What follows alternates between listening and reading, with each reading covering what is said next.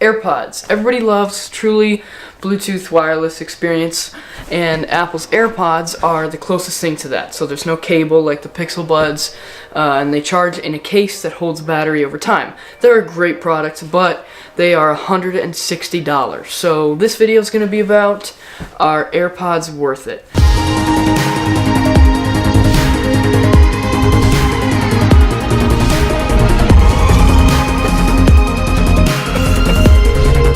Now, if we first look here, my dad has this pair of genuine AirPods from Apple, and I have this pair of Chinese AirPods. Let's compare the two. So first off, these are the genuine ones. They come in a size-efficient case. The lightning port is great. When you open them up, it is a very smooth, magnetic kind of open, and you take them out.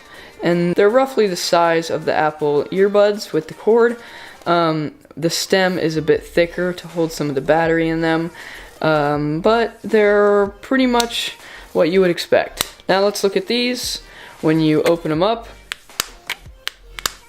it's this really cheap feeling opening. The lightning port is not good. It's a little too small. It's hard to fit the cable in there. And when you take them out, they are enormous. The head and the stem, both of them are really big. Let's compare the two in size. So we have our fake AirPods, and then we have the real AirPods. So you can see the difference there in size. The head is much bigger. Then if we flip them around, the stem is a little bit taller and much broader as well. So you can see there's a lot of cosmetic differences. These surprisingly fit in your ears relatively similarly to these, although you wouldn't expect. So let's jump into some of the electronic things of Bluetooth compatibility and some of those other pairing and stuff like that. So let's get into some of these electronic differences here. So here are the regular AirPods, here are the AirPods Plus, if you will.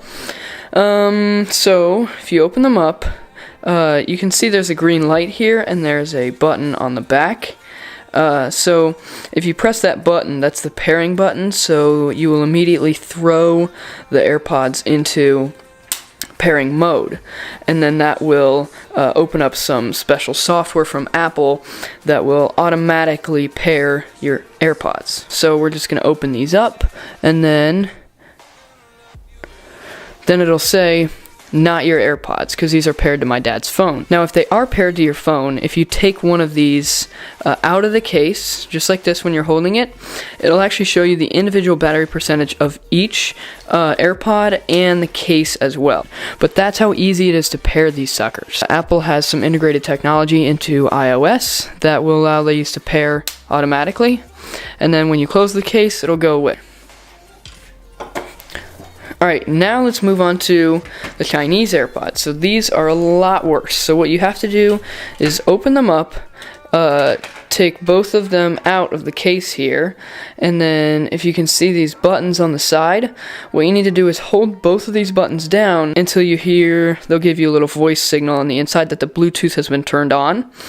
So once the Bluetooth has been turned on, so hop into our iPhone, go to settings, and then go to your Bluetooth settings, and you'll see if you scroll down under the unpaired devices, you'll see actually A fans for these, and what that is I believe it's the right AirPod that is kind of the host, and then the left one is almost like the slave. So the right one hosts the left one, and then the iPhone connects to the right one, so then you'll get it through both ears. So you just connect to A fans, and then you should get it through both ears. And then when you want to turn them off, then you just hold down the button to kind of shut them down and then put them back in the case. So pairing the two is very different. These are really easy and automatic. These are much more difficult. Now the question is this worth it? Alright, so the question is, what's worth it? What are the pros and cons of both? So if we start with the genuine ones, the pros are they work really well, they sound really good, and they're super easy to connect. And with the not genuine ones, the knockoffs, I would say the pros are they're inexpensive, and that's about it. The cons, I would say, are they don't sound quite as good, and they're not as easy to connect, and they don't work quite as well. So overall, this is a much better product than this. But the question is the money. What's worth it? And which one of these is worth it for what kind of person? So if you're like me, I would say that these are worth it because it's $30 for something that works okay. It's good, it's not great.